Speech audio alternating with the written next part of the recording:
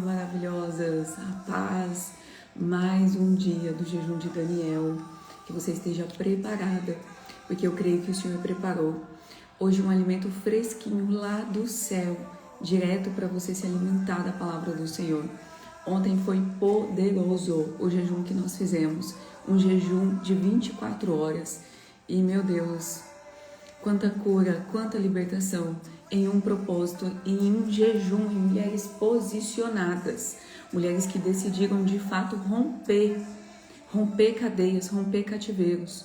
E louvado seja o Senhor. Bom dia, Letícia. Bom dia. Tudo é para ti, tua é a glória. Aleluia. Os santos e os anjos. Aleluias. Ontem o Senhor colocou no meu coração uma palavra, né, para trazer para o nosso encontro hoje. Eu vou falar um pouco baixo, porque tá todo mundo dormindo aqui. E a palavra que o Senhor me deu foi sobre Jeremias 18, e eu vou ler aqui junto com vocês. A palavra vai falar do vaso e do oleiro. Então, lá em Jeremias 18 diz o seguinte: a palavra do Senhor que veio a Jeremias. Quem era Jeremias? Era o profeta naquela época. Levanta-te e desce à oficina do oleiro. Lá te farei ouvir as minhas palavras. Então Jeremias descia à oficina do oleiro e ele estava ocupado com a sua obra sobre a roda. Então Deus deu uma ordem clara para Jeremias: vai e desce na casa do oleiro. E depois eu vou explicar aqui para vocês o contexto, né, do que significa descer na casa do oleiro. O porquê que eles desciam na casa do oleiro naquela época. Gente, tá um pouco escuro, né? Eu vou acender a luz aqui, pera aí.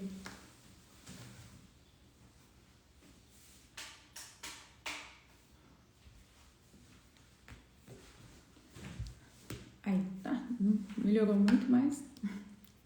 Vamos lá. Então, Jeremias foi e desceu.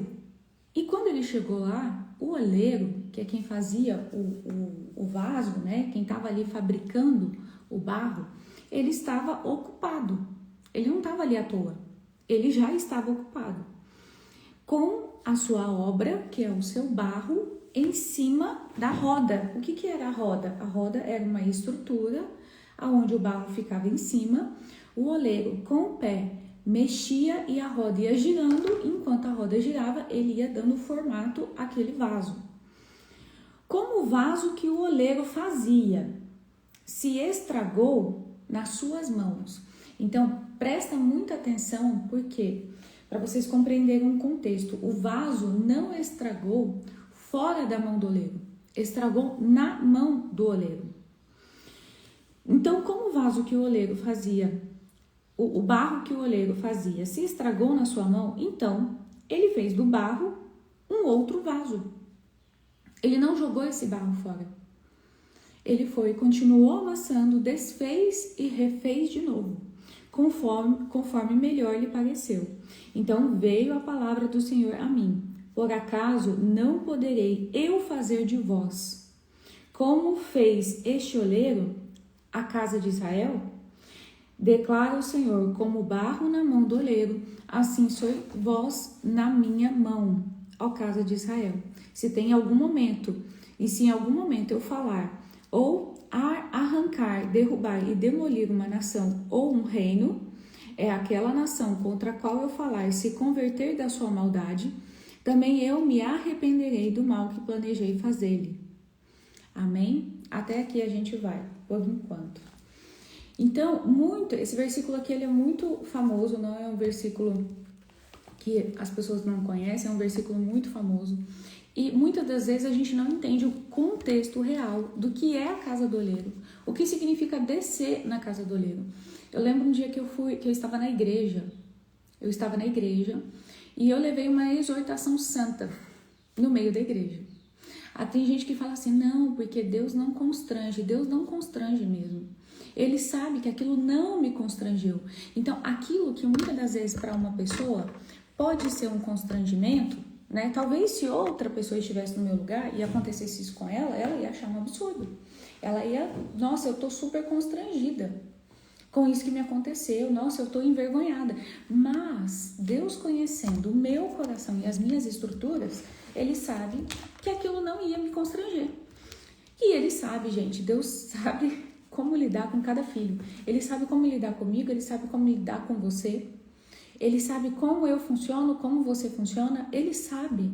Então, não tentem colocar o Espírito Santo dentro de uma caixinha, dentro de um molde, que a palavra diz que Deus não constrange a pessoa. Então, o Espírito Santo, ele não faz isso. Não faz isso com você, porque você é dodói, porque você é imatura, porque qualquer coisinha você, você se dói toda.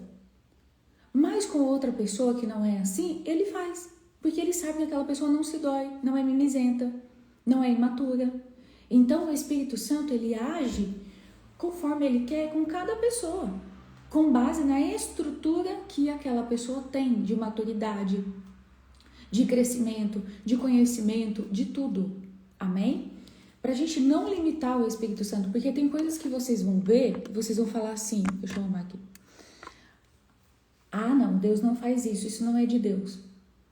Não façam isso.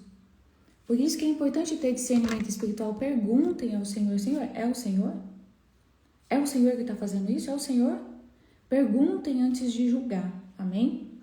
Então, para a gente entender o contexto aqui, eu fiz aqui um material para eu acompanhar junto com vocês, tá? O que significa descer na casa do olheiro? Aí eu vou... já ia me esquecendo, deixa eu voltar. Então, eu estava lá na igreja e tem um momento de oração em que a gente vai lá na frente. Eu estava lá na frente e lá tem uma profeta do Senhor, uma mulher muito usada por Deus, muito usada. E ela veio na minha direção igual um raio. Então ela veio na minha direção e ela começou, desce na casa do oleiro. E ela gritava, desce na casa do oleiro, desce e tu vai ver o que eu vou fazer. Então gente, já foi uma exortação santa, a igreja inteira ouviu, todo mundo ficou olhando. Desce. E aí eu falei, meu Deus, ela desce na casa do oleiro, desce do muro. E eu falava, meu Deus, em pensamento eu estava assim, Senhor, qual é o muro? Eu escolho descer, eu não sei qual é esse muro. Eu não sei em cima de que muro. Eu não sei como descer na casa do oleiro. Eu não sabia, gente. Não adianta eu falar assim, desce na casa do oleiro. Tá, é o quê? É uma rua? É um bairro? O que é? Às vezes a gente não tem esse discernimento, né? Então essa foi a palavra que o Senhor colocou no meu coração ontem, para vocês compreenderem. Então eu levei uma exortação santa na igreja. E isso não me constrangeu. Eu não fiquei com vergonha das pessoas que estavam me olhando. Isso não me atingiu em nada, assim, no sentido de vergonha, do que vão pensar, do que vão olhar, que Deus não fala assim, não. Eu falei, Deus me conhece, Ele sabe que é assim mesmo que Ele tinha que falar comigo. Ele sabe que se Ele falasse de outro jeito, eu não me moveria. Eu não sairia do lugar. Então Deus conhece as nossas estruturas e Ele sabe como falar com cada uma de nós. Então, para a gente entender o contexto, naquela época, o povo de Judá estava vivendo uma farsa. Então, Deus fez uma aliança com Israel. E a partir dessa aliança com Israel, o povo de Judá achou que poderia fazer o que quisesse. Deus já fez uma aliança conosco. Então, a gente não precisa se preocupar mais, já está tudo certo. Agora, a gente pode fazer o que a gente quiser, a gente pode viver a vida que a gente quiser e nada vai acontecer. Então, o povo estava vivendo uma farsa. Eles iam ao templo, ofereciam sacrifícios, faziam tudo conforme o costume e o mandamento do Senhor. Então, os mandamentos eles obedeciam. Eles iam lá, iam no templo, ofereciam sacrifícios e mantinham a pose de um povo de Deus, uma aparência de povo de Deus. Agora fala para mim, hoje em dia, nós temos aqui o mesmo povo ou não? Nós temos aqui as mesmas pessoas que vivem de aparência de santidade, que vivem sobre uma casca de religiosidade, pessoas que vão na igreja, vão no templo, cumprem rituais religiosos, porque isso aqui é um ritual religioso, fazem tudo isso aqui, andam de saia, cabelo comprido, e tem os que também não andam de saia, andam de calça, mas têm aparência de santidade. Mas o coração estava enterrado na idolatria, adorando a falsos deuses e fazendo alianças políticas secretas com um sistema de proteção. Só que eles não faziam isso na frente de todo mundo. Então vamos entender esse contexto aqui. Eles iam no templo, faziam sacrifício, tinham aparência de povo de Deus, mas quando entravam dentro da casa deles, quando ninguém estava vendo, dentro da casa deles tinham altares. Eles idolatravam outros deuses. Eles faziam práticas que desagradavam ao Senhor. E eles achavam que Deus não estava vendo. Por quê? Porque não estava escancarado, não estava na rua. Eles faziam isso no oculto, no secreto. Como se Deus não fosse onisciente, onipresente, onipotente e ele não estivesse vendo aquilo. Então era assim que esse povo se comportava. Eles achavam que aquela estrutura religiosa ia sustentar o resto da vida. E que nada ia acontecer. Eles entraram em um nível, esse povo aqui entrou em um nível de cegueira, de engano espiritual, que, meu Deus, vocês vão ver o que eles fizeram quando Deus mandou o profeta falar com eles. De tão cegos que eles estavam. Então a gente precisa compreender que certas práticas que nós fazemos no oculto, certos pensamentos, certos comportamentos, uma hora ou outra vão te colocar numa postura de soberba e arrogância tão grande que vai ser difícil você descer. Vai ser difícil você sair desse lugar. Vai ser difícil. Então não espera chegar nesse momento, não espera você chegar nesse nível, porque quanto maior você sobe, pior é a queda. Pior vai ser a queda. Não ache que a gente tem que se manter no topo, a gente tem que se manter calcada no chão, com o rosto no pó. Porque senão a queda vai ser dolorosa. E eu vou falar uma coisa para vocês, tem pessoas que não conseguem se levantar depois. Tem pessoas que não conseguem se levantar mais. Infelizmente, sim, tem pessoas que vão de arrasta para cima. Vão encontrar com Cristo ou com Satanás na eternidade. Porque não conseguem se levantar. Então não espere chegar nesse tempo, nesse momento. Amém? E é exatamente o que a gente faz hoje. Muitas das vezes a gente se comporta assim. Então, quando você se torna fiscal da vida alheia, eu vou dar um exemplo aqui de relacionamento, tá? Quando você usa os defeitos do outro como justificativa ou máscara para não olhar dentro de si mesma, você está agindo também como esse povo aqui.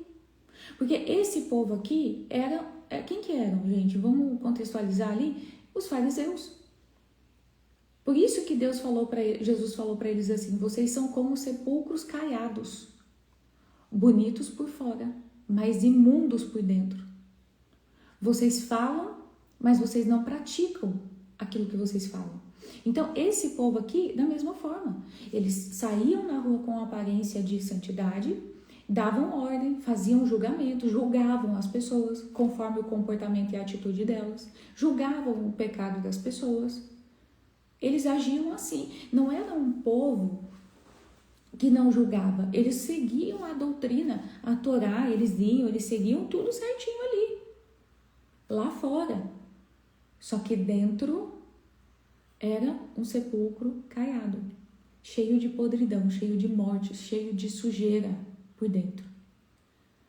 Quando eu falo isso, não é pra... Eu não tô julgando, gente, porque eu também não sou totalmente pura por dentro, eu também não sou uma santa. Eu não sou um anjo glorificado de luz, eu falo isso pra vocês. Mas é porque realmente essa palavra tem que trazer em nós um constrangimento. Um constrangimento da gente olhar e falar assim, realmente eu não sou nada. Quem sou eu para julgar a trave no olho do meu irmão? Primeiro, eu preciso tirar a trave do meu olho.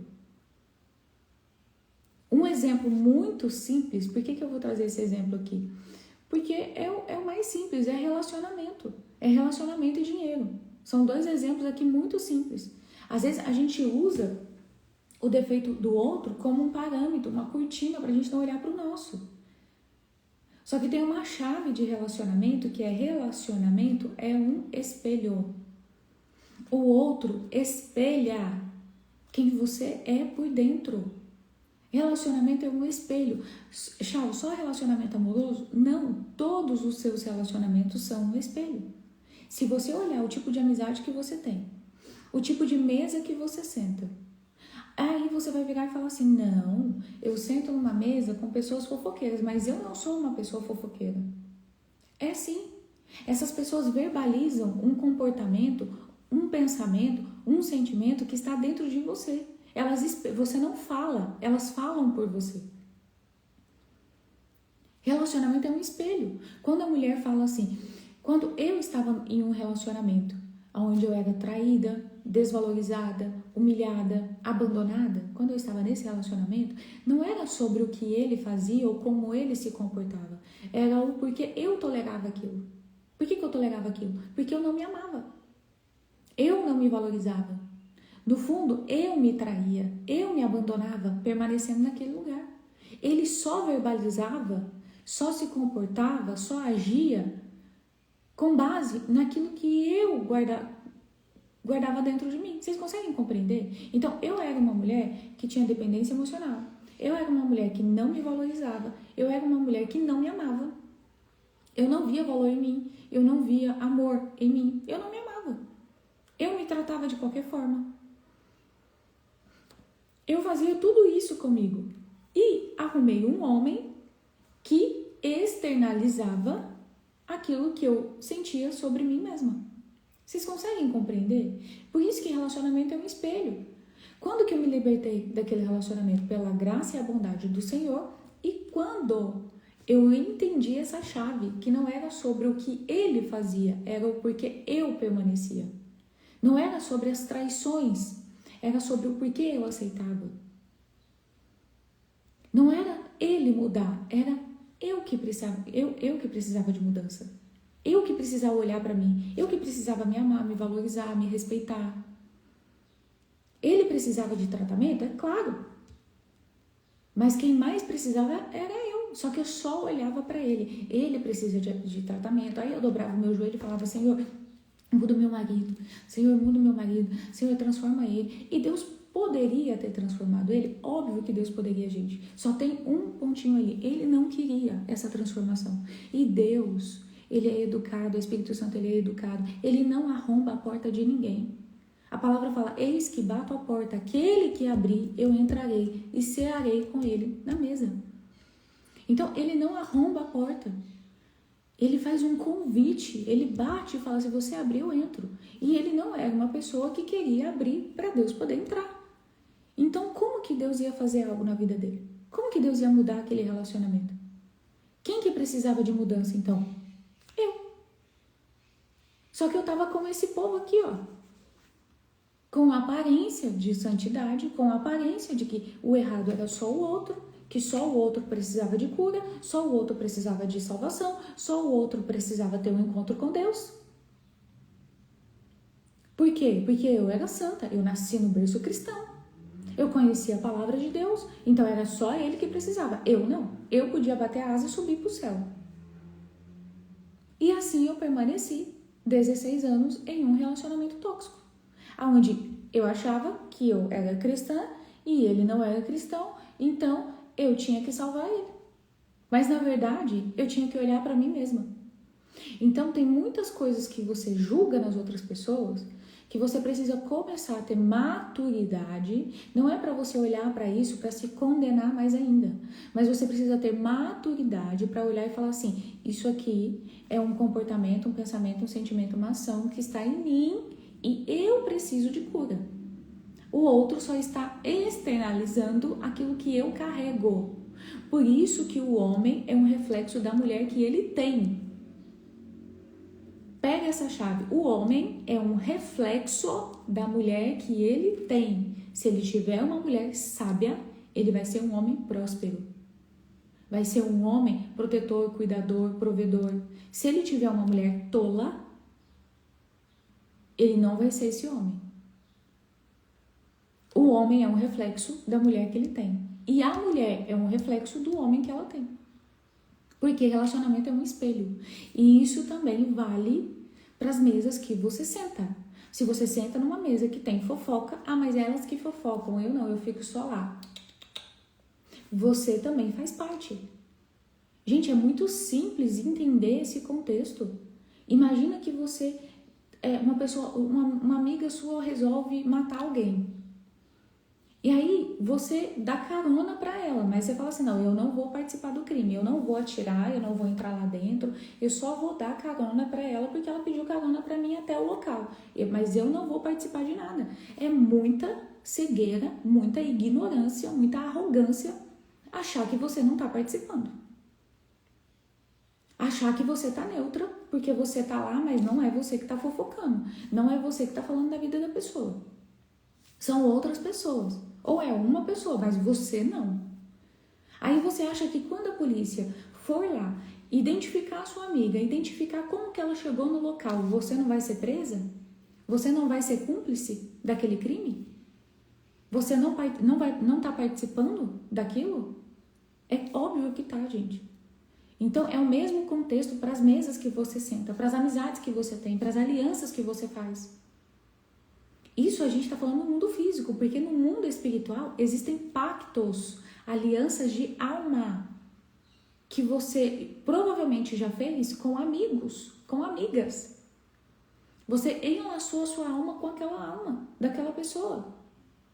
Fez um pacto de alma. Então, significa no mundo espiritual que todos os demônios que influenciam aquela pessoa influenciam você também. Porque quando você faz um pacto de forma consciente ou inconsciente, isso vai acontecer. Sabe aquela amizade que você sabe que não é boa, mas você não consegue desprender daquela pessoa? Sabe aquele relacionamento que você sabe que não é tão bom? E eu não tô falando só sobre relacionamento amoroso, amém? Que você sabe que não é tão bom, mas você não consegue cortar totalmente o laço com aquela pessoa. Por quê? Porque existe um pacto de alma, que foi feito através de palavras, foi feito através de decretos. E é por isso que você não consegue romper com isso. Se você tiver com papel e caneta, já vai anotando quais são as pessoas que você sabe que não são tão boas e que você não consegue romper. Quais são as mesas que você não consegue sair. Não, Chá, mas é uma mesa do ministério, porque é uma célula da igreja. Não importa. Não importa. Como eu já falei para vocês, está cheio de seitas aí. Seitas cantando louvor, pregando a palavra, assim como é pregada a palavra na macumba. Na macumba, gente, não tem uma Bíblia satânica. Eles usam a Bíblia, eles leem a Bíblia no Espiritismo.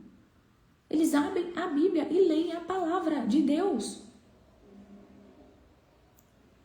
Assim é dentro da igreja religiosa, dentro das seitas. É louvor. Esses dias eu vi um vídeo lá o Espiritismo, um lugar de macumba, uma coisa assim. E eles estavam louvando. Eles estavam cantando louvor. Então existem seitas cantando louvor, pregando a palavra. E a pessoa entra endemoniada e sai endemoniada.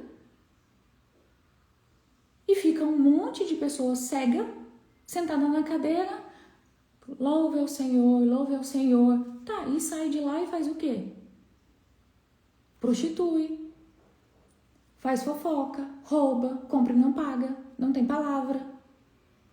Vive uma vida igual esse povo aqui, ó. Igual o povo de Judá, que era um povo que achava que Deus fez uma aliança com aquela nação, estava tudo certo. Eles poderiam ter uma aparência de santidade e poderiam se comportar como eles quisessem no oculto.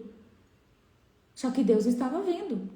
Então, muitas das vezes a gente usa as pessoas que estão ao nosso redor para julgar o comportamento, a atitude delas, principalmente ali dentro dos relacionamentos e as pessoas que nós temos mais intimidade.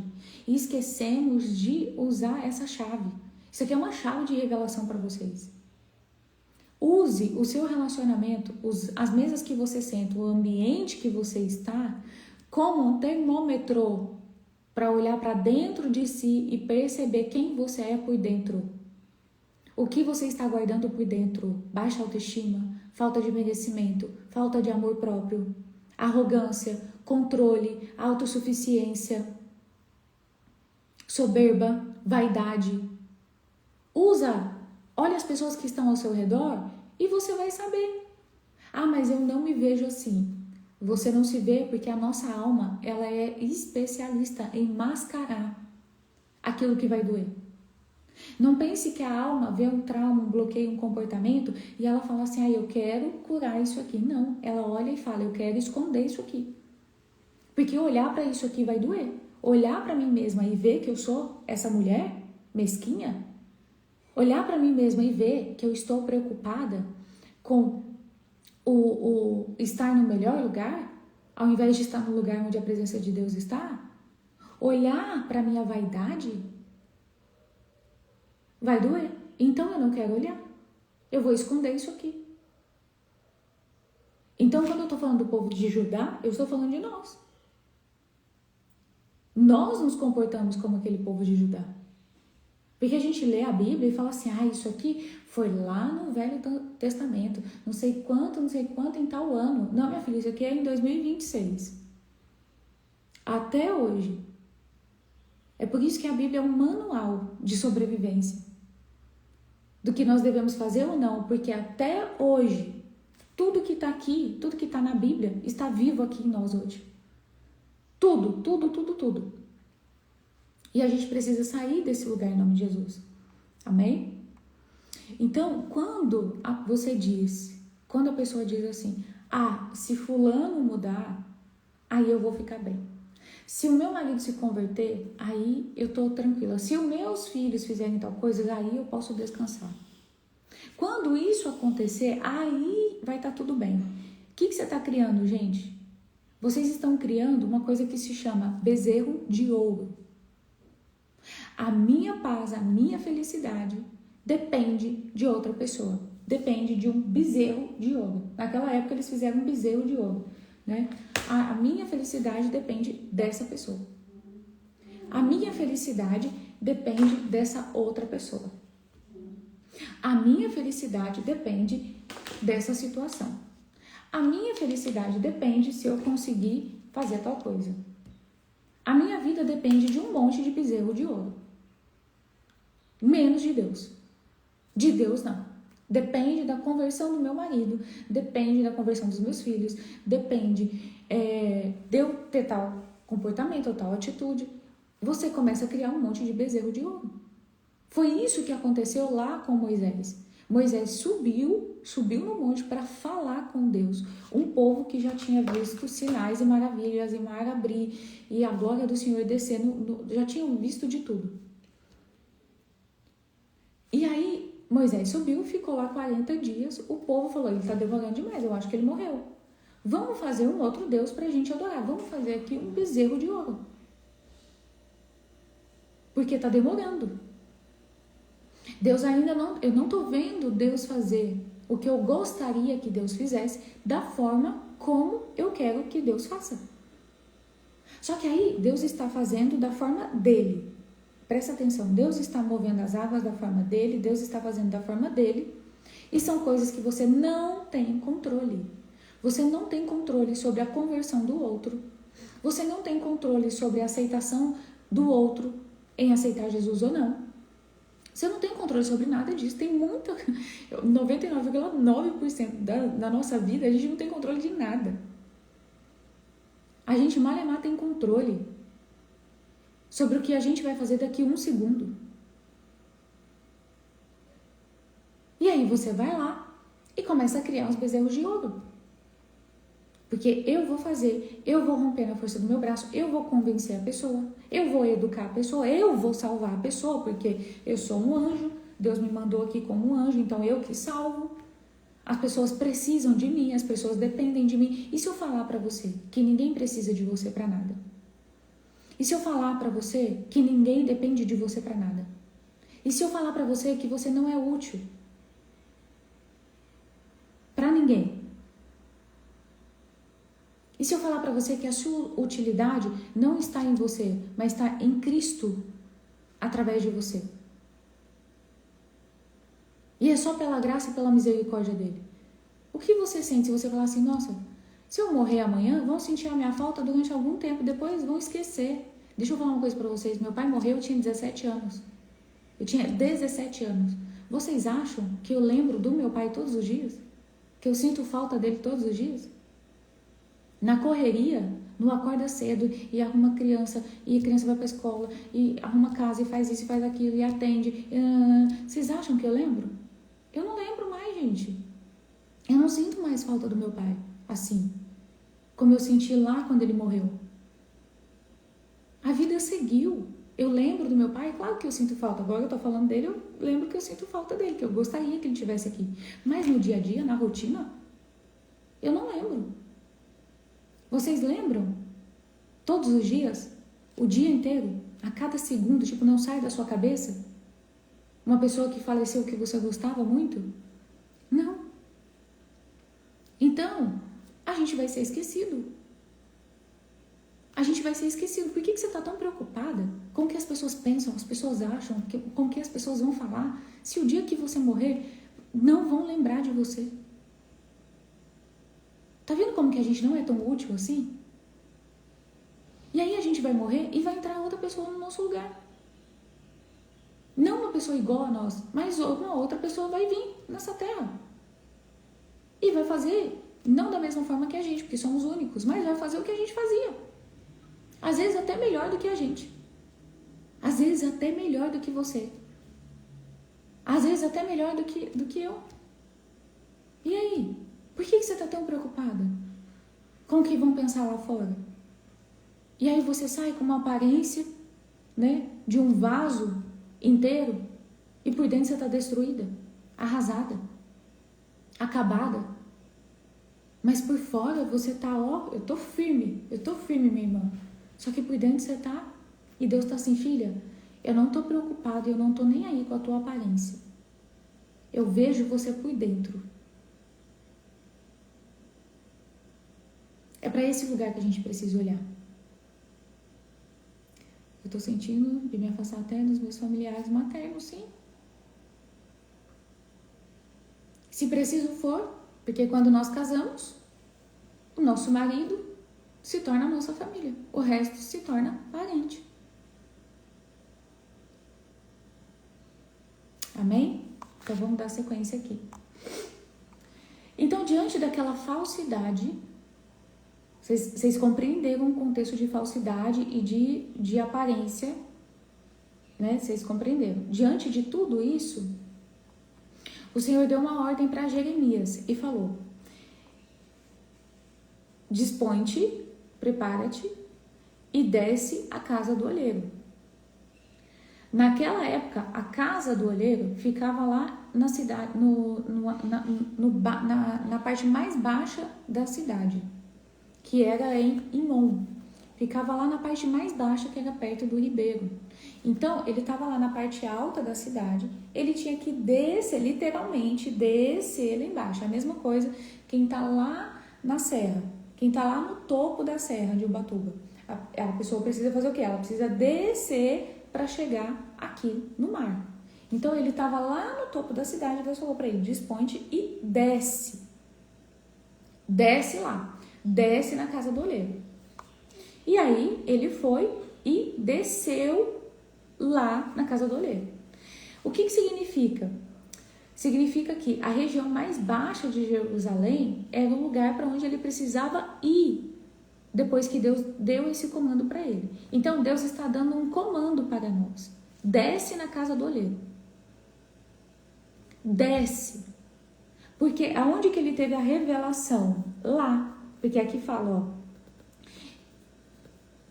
Desce na casa do olheiro, porque lá eu te revelarei. Então, lá que você vai ter a revelação, lá que você vai ter o direcionamento. É lá que Deus vai falar com você. Enquanto você estiver no alto, você não vai ouvir a voz de Deus. Ah, Deus não fala comigo. Ah, eu não escuto a voz de Deus, porque você está lá no alto. E aqui você não vai ouvir mesmo. Tem muito barulho, tem muitas pessoas. Você precisa descer. Para que o profeta recebesse a revelação. Ele teve que sair da parte alta e descer na parte baixa. Descer na casa do olheiro significa abandonar a sua pose. Descer na casa do oleiro significa abandonar a sua aparência. Descer na casa do oleiro significa abandonar a sua performance. Eu conheço pessoas que nas redes sociais, no status, a pessoa tá sorrindo, a pessoa tá rindo. Sabe aquela pessoa muito engraçada? A pessoa é super, hiper, mega engraçada. Eu tô vendo aqui, gente, um passarinho que pousou aqui na minha varanda.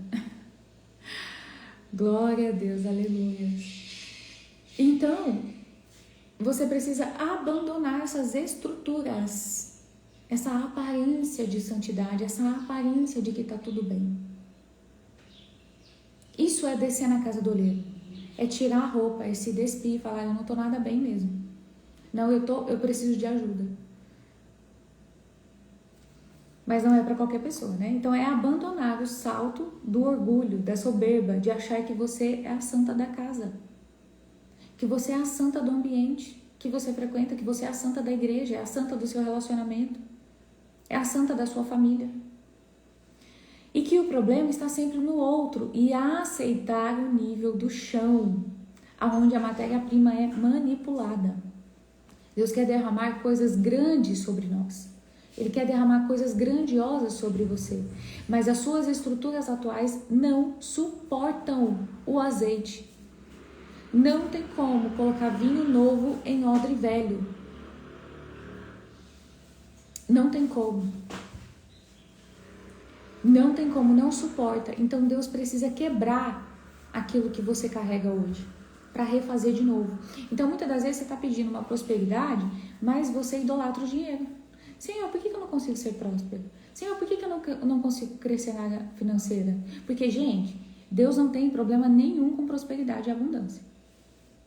Deus não tem problema nenhum com a prosperidade e abundância. Nenhum. Muito pelo contrário, Ele é dono de todo o ouro e toda a prata. Ele é dono de tudo. Então, se o meu pai é dono do ouro, é dono da prata, por que eu vivo na escassez? Por que eu não consigo prosperar? Por que o dinheiro vem e vai embora? Por que eu trabalho para pagar a conta? Eu trabalho e pago conta e não sobra nada. Por quê? Ele é dono, ele pode me dar. Por quê? Porque você idolatra o dinheiro. Você acha que Deus vai te dar bezerro de ouro? Você já está cheio de bezerro de ouro e Deus vai te inundar, te transbordar de bezerro de ouro? O problema não está. Mas é porque Deus não quer. Se Deus quisesse... Não, minha filha. Deus quer. Deus quer transbordar rios e rios de prosperidade financeira e de todo tipo de prosperidade e abundância na sua vida. O problema é que se você faz disso um bezerro de ouro e ele te der isso, ele vai te perder completamente. Você vai se perder dele completamente. Quantas pessoas a gente conhece que não tinham nada? Viviam na miséria, na desgraça.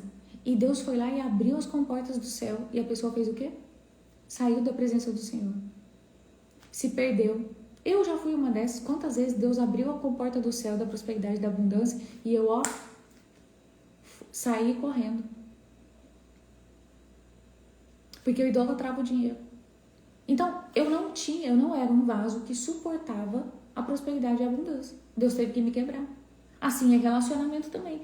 Porque eu não tenho o relacionamento, o casamento que o Senhor fala? Porque meu marido não me ama da forma como está lá na Bíblia? Se ele é um homem saudável, eu não estou falando de homem abusador, eu não estou falando de homem narcisista, de homem tóxico, eu estou falando de homens saudáveis, de homens normais. E você não vive isso? É porque ele é um reflexo daquilo que você precisa trabalhar em você, não nele. Porque o homem é reflexo da mulher que ele tem. Amém? E porque você é um vaso que não suporta essa estrutura. Porque você está cheia de carência, você está cheia de trauma. Você tem trauma com o pai. Você está cheia de carência, cheia de bloqueio emocional, cheia de feridas emocionais. Você não é a pessoa, não é a mulher que ainda é capaz de suportar o relacionamento que você gostaria de ter. Porque a gente fala tanto, né? As mulheres falam tanto sobre encontrar o príncipe encantado, encontrar um homem provedor. ter um homem protetor, tá, mas você é a mulher que esse homem se interessaria? Você é a mulher capaz de ter esse homem? Você é uma mulher virtuosa? Você é uma mulher sábia? Você é uma mulher inteligente? Você é essa mulher? Você sabe ser feminina? Você é a mulher capaz de ter esse homem protetor, provedor, cuidador, sacerdote da tua casa? Você é a mulher submissa que consegue se submeter a esse homem? Ou você é uma mulher que foi abusada na infância, que só viveu relacionamento tóxico, que foi ferida, machucada por muitos homens e que não tratou, não curou essas feridas e esses traumas e que hoje quer ter um príncipe encantado na sua vida e acha que vai ser um passe de mágica, que de repente, do nada, sem fazer nada, sem se curar, sem se tratar, sem renovar sua mente, sem ressignificar tudo que você já passou e as experiências que você teve com homens ruins, que do nada você vai estar andando assim e vai aparecer um príncipe encantado, um homem protetor, provedor, cuidador, né, o sacerdote, um homem conforme a palavra de Deus fala, e você vai viver uma cena de filme. E você não vai precisar fazer nada, porque afinal de contas, o errado é o homem, você não. Você não escolheu entrar naquele relacionamento tóxico. Você foi obrigada. O homem pegou você, te amarrou e falou: você vai ter um relacionamento tóxico comigo. Eu estou te obrigando. E se você não aceitar, e foi assim, não foi? Ou ele te pediu em relacionamento e você disse: eu aceito. Ah, mas é que eu fui enganada, é que eu não sabia quem ele era. Não interessa, você aceitou. Sabendo ou não sabendo, consciente ou não consciente, 50% é sua culpa, 50% é culpa dele. A partir do momento em que você aceitou, você também tem parte nesse relacionamento. Porque você não foi obrigada. Ninguém é obrigado a nada. Você escolheu com base nos seus traumas, nos seus bloqueios, na sua falta de amor próprio, na sua dependência emocional, em várias coisas que você carregava dentro de você, você escolheu ter um relacionamento com um homem que não presta. A escolha foi sua. Ele não te obrigou. Ai, mas ele me enganou. Ai, mas ele me iludiu. Você tem quantos anos? 5? 1? Você é um bebê? Não. Você é uma mulher adulta, né? Ah, mas eu ainda era jovem. Tá, mas mesmo assim, consciente ou inconsciente, você aceitou. Ele pediu e você aceitou. Então, ao invés de ficar olhando para ele, olha para você. O que eu preciso mudar em mim? O que eu preciso curar em mim? A gente precisa sair desse lugar de imaturidade, de infantilidade, de criancice, de leitinho. Tem mulheres com 30 e poucos anos, 40 anos, tomando leite, tomando leitinho, tomando leite com Toddy, igual meu filho. Todo dia de manhã não toma café. Acorda e fala: mãe, faz meu leite. Porque ele não come. De manhã ele não toma café, né? Primeiro ele tem que tomar o leite. Tem mulher de 40 anos tomando leitinho com Nescau. E falando: ai, mas é porque homem não presta. Ah, porque, minha filha, você também não presta. Se você tem dependência emocional, se você não se ama, não se valoriza, você também não presta. E não presta para si mesmo. E você precisa reconhecer, assim como a gente está falando aqui do povo de Judá: eu não presto. Não presto nem para me amar. Senhor, me quebra. E me ensina a me amar. Me ensina a me valorizar. Me ensina a fazer boas escolhas. Me ensina a me posicionar. Me ensina a estabelecer limites. Senhor, me amadurece. Me tira desse lugar de infantilidade. Me coloca num lugar de amadurecimento, de crescimento, de sabedoria. Em nome de Jesus. Que nós possamos nos colocar nesse lugar de ser quebradas. Amém? Então, a casa do oleiro é onde o barro é amassado, apertado e moído. É onde todas essas estruturas que eu estou falando aqui para vocês, tudo isso, todas as mentiras, todo o engano, ele é quebrado.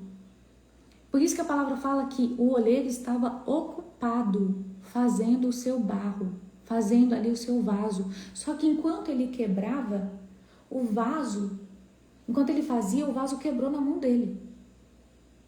E aí ele não jogou o vaso fora, ele não jogou aquela estrutura fora, ele foi lá e refez de novo, um novo vaso. Então, se Deus tiver que te quebrar, te amassar, 500 milhões de vezes, prefira ser quebrada, amassada. Prefira descer na casa do olheiro quantas vezes forem necessárias para você sair desse lugar, para você sair dessa postura, para mudar esse cenário na sua vida.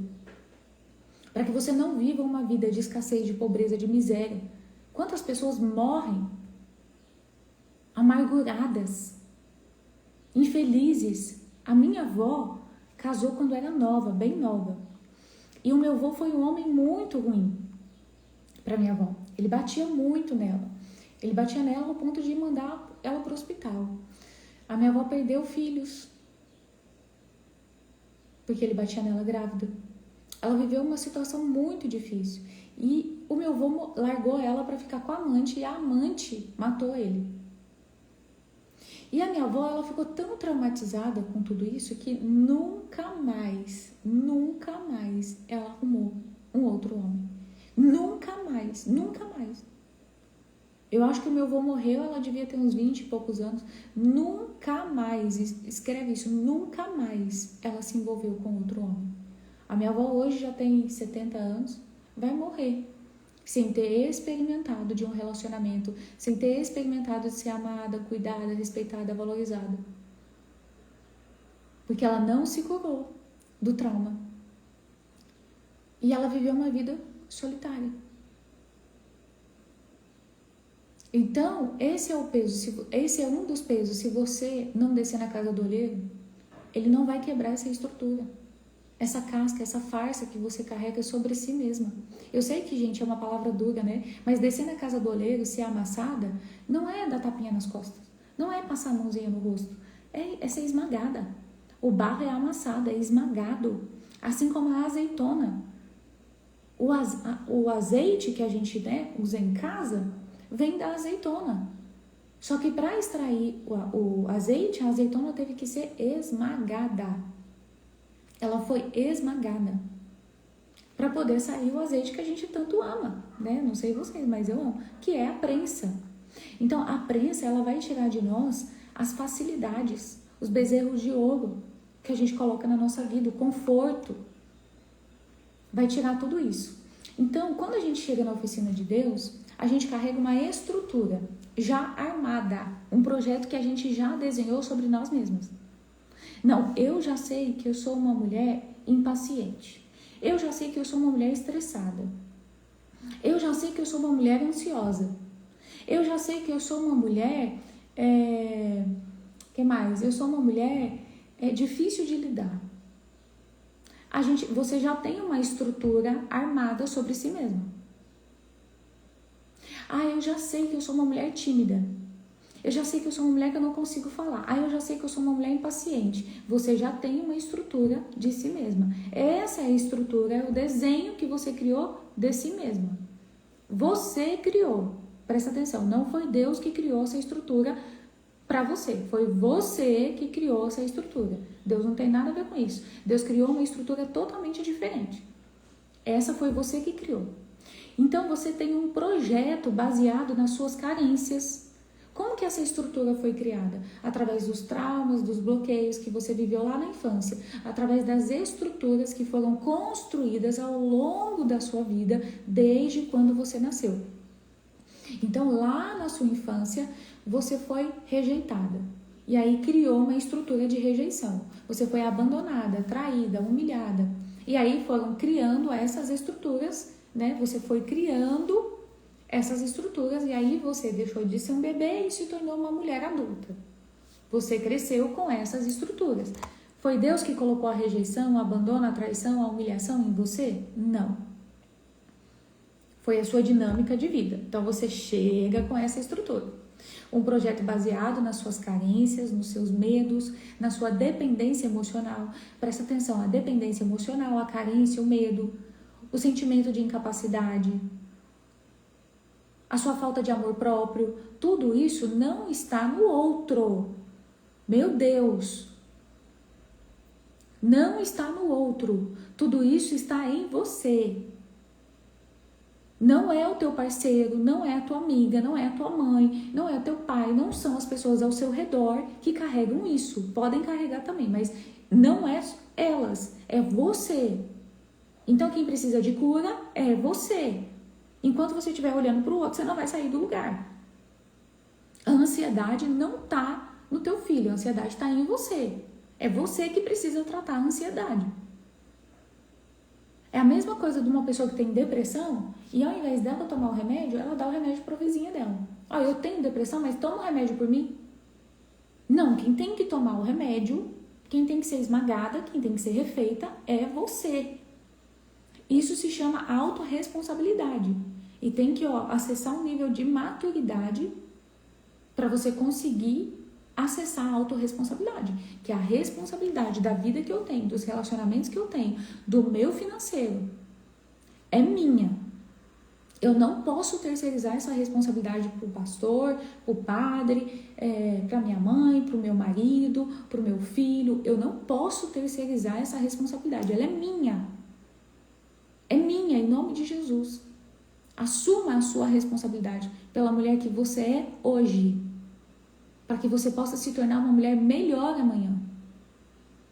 Assuma a responsabilidade pela vida que você tem hoje, para que você possa ter uma vida melhor amanhã. Amém? Então você chega com essa estrutura que não serve para nada. Para Deus, essa estrutura de rejeição, de abandono, não serve. Deus não pode te usar dessa forma. Então você desce na casa do oleiro e ele vai quebrar essa estrutura, ele vai quebrar todos os muros que você construiu ao seu redor e em você, para ele poder tirar isso e fazer uma estrutura nova e poder fazer um vaso novo. Então, Deus olhou para você e determinou um chamado. E essa estrutura, bom dia, amor. Tudo bem? Põe uma blusa. Pesado, já que eu vou fazer seu leite. Aí, ó, acordou. Mãe, quero leite. Então, vamos lá. Então, essa estrutura que você criou precisa ser mudada. Gente, travou? Voltou? Acho que voltou. O esmagamento não é um castigo. Então, quando Deus fala, desce na casa do olheiro, filha, vem aqui, ele não tá te castigando. Ele não tá falando para você descer porque ele vai te castigar, porque você errou, porque você foi uma pessoa má. Não, ele tá falando, filha, esse desenho que você tem sobre si mesma, essa estrutura que você carrega, tá normal? Amém. Eu preciso tirar, eu preciso desconfigurar você inteira. Eu preciso arrancar tudo isso de você para ter uma forma nova, para você suportar o azeite que eu vou derramar.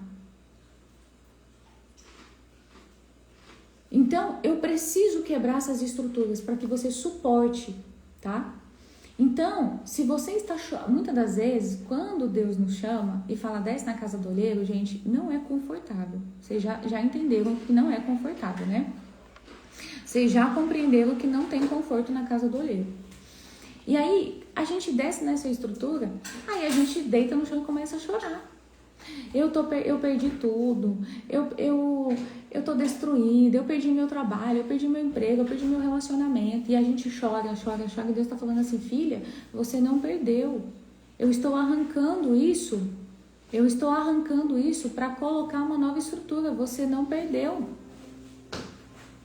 Eu vou te dar tudo novo de novo, melhor ainda do que o que você já viveu até hoje.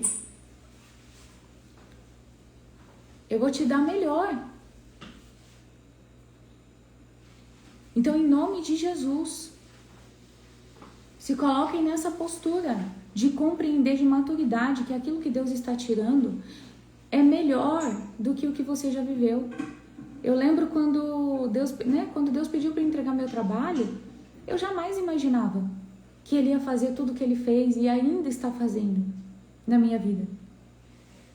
Mas é muito melhor do que eu jamais imaginei ter, ou acessar, ou receber da parte de Deus. Então, esse posicionamento vai exigir de nós maturidade. Maturidade. Para compreender que não tem como fugir. Não tem como fugir. Por quê? Porque lá em João 6,39 a palavra vai dizer, E a vontade do Pai que me enviou então, a vontade do Pai que me enviou é esta, que nenhum de todos quantos me deu se perca, mas que ressuscite no último dia. Então, a vontade de Deus é que nenhum filho que Deus deu a Jesus se perca. Então, não tem como fugir. Escolhido não tem escolha. Se renda. Se renda o quanto antes, amém? Glória a Deus. Então, para de olhar para o vaso do lado e comece a olhar para o vaso que você é, para que Deus possa te refazer de novo. Amém? Vamos orar para a gente encerrar. Pai, eu te agradeço por essa manhã. Obrigada por cada vida, Senhor, que permaneceu aqui. Por cada vida que se alimentou da Tua palavra, do Teu conhecimento e da Tua revelação. Nós te agradecemos. Espírito Santo, eu te agradeço, Senhor, porque eu sei que mulheres estão sendo tocadas e vidas serão transformadas, porque vale mais para ti uma alma do que milhares. Uma alma vale mais para ti do que qualquer coisa nesse mundo. E eu creio, Pai, que essa estrutura que está sendo quebrada não é só sobre essa pessoa, porque não é só sobre nós, é sobre a nossa geração. É sobre a nossa geração, é sobre aqueles que virão depois de nós, ou aqueles que já estão aqui. Em nome de Jesus, nós te agradecemos, Pai. Senhor, que nós possamos descer na Tua olaria e que nós possamos ser quebrados e refeitos quantas vezes forem necessárias. Que a gente se coloque num lugar de humildade, de rendição à Tua palavra. Em nome de Jesus, retira de nós toda soberba, toda arrogância, toda prepotência, toda vaidade. Senhor, que nós possamos entender que nós somos pó. Que nós possamos entender que nós não somos nada, que nós precisamos de Ti, Senhor. Dependemos de Ti para tudo, para respirar, para acordar, para levantar, para deitar, para falar, para tudo. Nós dependemos de Ti, Senhor. Nos coloca nesse lugar, Pai, nesse lugar de dependência, nesse lugar de rendição. Em nome de Jesus, quebra as estruturas velhas. Quebra, Senhor, as estruturas velhas. Quebra, Senhor, as estruturas velhas e nos faz de novo. Nos faz um vaso novo, um vaso capaz de suportar o Teu azeite, um vaso capaz de suportar a Tua unção, um vaso capaz de suportar aquilo que o Senhor quer derramar sobre nós. Nos coloca num lugar de rendição, num lugar de humildade. Humildade é o quê? É a capacidade de olhar para dentro de si e reconhecer os próprios erros. Que nós possamos ser humildes. Humildade não é ser bonzinho. Pesquisa aí no Google, significado de humildade. A capacidade de olhar para dentro de si e reconhecer os próprios erros. Então nos coloca nesse lugar. Nesse lugar, Pai, porque nós não queremos mais olhar para o vaso do vizinho. Nós não queremos mais olhar para a grama do vizinho. Nós queremos olhar para o nosso vaso. Nós queremos olhar para a nossa grama. Nós queremos olhar para a nossa vida e ver, Pai, o que precisa ser transformado em nós. Primeiro, tira a trava dos nossos olhos, Pai, para que a gente possa ser canal na vida dos outros. Amém? Senhor, nós entregamos a Ti esse encontro de hoje. Senhor, que essas mulheres possam refletir sobre o que foi falado aqui, que nenhuma semente que foi plantada seja roubada por Satanás. Que nenhuma semente, que nenhum pensamento de que isso não é sobre mim. Que todo pensamento de que isso não é sobre mim, isso não é para mim, eu não sou assim, caia por terra em nome de Jesus. Que esse orgulho, essa soberba e essa cegueira sejam destruídas pelo Teu fogo, Pai. Em nome de Jesus, nós te pedimos, Senhor, e te agradecemos, Pai. Amém. Amém, amém. Um beijo grande para vocês. Eu espero que o Senhor tenha falado com você e que nenhuma semente plantada hoje seja roubada. Amém? Beijo grande para vocês. Até amanhã, às 7h30 da manhã.